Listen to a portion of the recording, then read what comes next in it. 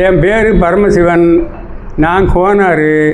பால்ராசு நாடாருன்னு எனக்கு ஒரு ஃப்ரெண்டு உண்டு. அந்த காலத்திலேயே அவர் செம்பப்பேட்டைக்குள்ளே கடை வச்சுருந்தார். அப்போ நாங்கள் பழக்கம் எங்கள் 2 பேருக்கும். அதற்கு பின்னாடி அவர் இங்கே வந்து இருக்கிறதாக சொன்னாங்க. எனக்கு நடக்க முடியாத ஒரு சூழ்நிலை. அப்போது ஒரு பையனை விட்டு கூட்டிகிட்டு போனாங்க. அங்கே அவர் மாடியில் இருந்தார். பல்கில் மாடி இருக்குது. நான் போகும்போது மாடி ரோட்டை பார்த்து உள்ளுக்கு இன்னும் 2-3 ரூம்கள் இருக்குது. ஒரு ரூமில் இருக்கார் அவர். அவரை பார்த்து பேசிக்கிட்டு இருந்தேன். அப்போ எனக்கு அந்த இடத்துல எனக்கு ஒரு ஜாமான் வாங்க வேண்டியிருந்துச்சு. அவர்கிட்ட ஒரு 3000 ரூபா கைமாத்தா வாங்கினேன். வாங்கி கொண்டுக்கிட்டு அவர் திரும்ப அந்த பையனை கொண்டு என்னை வீட்டில் விட்டுட்டாங்க. அப்போது ஒரு வாரம் கழித்து அவர் கோயம்புத்தூரில் குடியிருக்கிறதாக என்கிட்ட சொன்னார். கோயம்புத்தூரில் குடும்பம்லாம் இருக்குது பரமசிவம் அப்படின்னு சொன்னார்.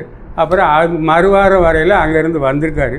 வந்தோடனே நீ எங்கே இருக்கேன்னு கேட்டார். நான் என் காம்ப்ளெக்ஸில் இருக்கேன் ராசா அப்படின்னு சொன்னேன். அவர் வாங்க இப்போ வந்து என்னை பார்த்து போங்களேன். இல்லை நான் வாரம் உங்களை பார்க்கத்தான் வந்தேன் அப்படின்னாரு. அங்கே வந்திருக்கும்போது ஒரு 1500 ரூபா கையிலேருந்து கொடுத்துட்டேன். மீதி 1500 ரூபா கொடுக்கணும். என்னால் இப்போ நடக்க முடியாத சூழ்நிலை. வயசு 84 ஆச்சு. நான் எந்திரிக்கவே முடியாது. இருந்தாலும் அதை கொடுத்துட்டு சாகணுமேன்னு நினைக்கேன்.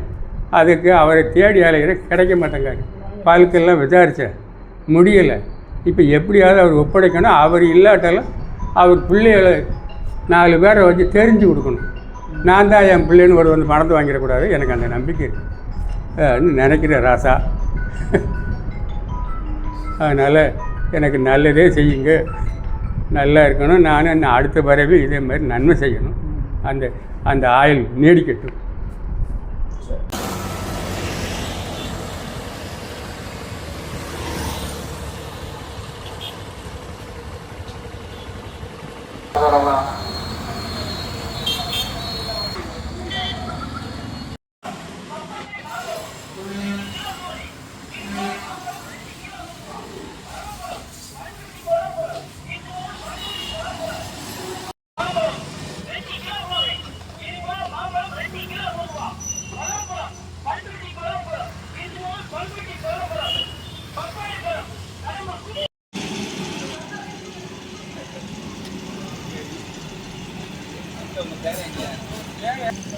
செருப்பக்கம் போகிறது கிடையாது.